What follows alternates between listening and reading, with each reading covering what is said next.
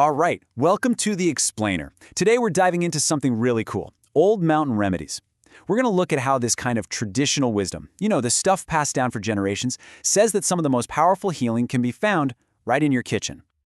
So the source material kicks off with this really powerful idea from a speaker named Walt. He says your medicine cabinet should be your kitchen. Think about that for a second. It's this whole philosophy that real healing isn't always at the pharmacy, but in the simple things we grow and have right there in our own homes. Okay, but how do you actually do that? How do you turn your kitchen into a medicine cabinet? Well, that's what this is all about. First, we're going to unpack the core philosophy behind all these remedies, and then we'll get super practical. I mean, we're talking step-by-step instructions for some really powerful treatments that the source lays out. All right, so before we jump into making salves and poultices, the sources are like crystal clear on this one point. None of this stuff works without a solid foundation. You gotta have certain principles in place first. They're non-negotiable. And here they are, what the source calls the 8 laws of health. And you can see it's the stuff you'd expect. Nutrition, exercise, water, sunshine, you get the idea. The source really hammers home that these are absolutely essential. The way it's explained is pretty cool, actually. Think of these 8 laws as your body's basic operating system, like Windows or iOS. All the remedies we're about to talk about, they're just the apps. And if that OS isn't running right, well, none of the apps are going to work correctly either. Okay, so with that foundation in place, let's get into our first specific remedy. This is where we really get into the nitty-gritty, right?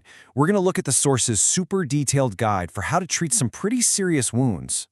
First up is something called hydrotherapy, and the science behind this is actually fascinating. You see, when you put the wound in warm water for 3 minutes, your blood vessels open up. That's vasodilation. Then you switch to cool water for a minute, and they tighten right back up, vasoconstriction. By doing this over and over, you're basically creating a natural pump. It forces a massive amount of blood flow right to the injury, which brings all the good stuff, the nutrients, to heal it way faster. So, after you've cleaned the wound with that hydrotherapy, the next step is to apply a healing salve. And check out this list of ingredients. It's a combination of some really powerful natural stuff. Each one has a job, right? You've got golden seal to fight infection, pine sap to help with the pain, and you'll see some things you probably have at home, like aloe vera and even just plain old local honey. The source says honey has just incredible healing properties. Okay, so there's this word that's going to keep coming up, and it's super important. Poultice. What is it? Well, it's pretty much what you see here. It's just a soft, wet glob of stuff, usually plants or flour, that you slap on your body. The whole point is to help with soreness and inflammation, and a big one is to literally draw infection out of a wound. And if you want an example of how powerful a poultice can be, this is it. The source tells this really dramatic personal story about having to treat his own daughter for a venomous brown recluse spider bite. Yeah, pretty serious stuff. And here's the kicker of the whole story. He's talking to the doctor, and the doctor admits it was a brown recluse bite, but didn't want to tell him because he knew they'd rush to the ER, get it cut out, and she'd have a nasty scar for life. But by using a simple charcoal poultice, the speaker claims it healed completely. No scar, nothing. He argues that's a result you just wouldn't get with conventional treatment. So you're probably wondering, how do you make one of these?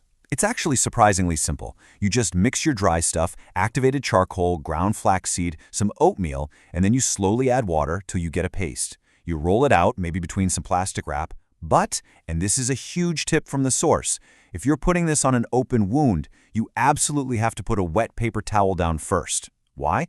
Because if you don't, the charcoal can literally get into the new skin and create a permanent tattoo. So don't forget that part.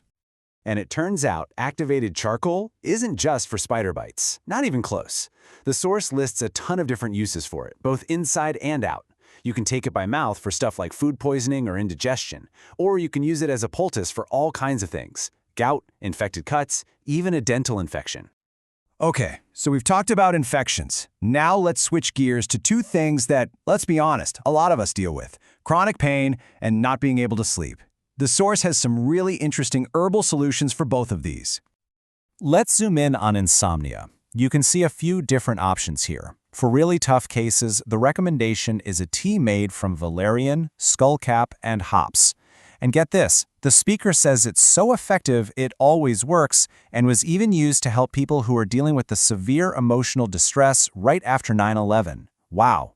For less intense issues, you have other options, like taking magnesium or just having a classic calming cup of chamomile tea.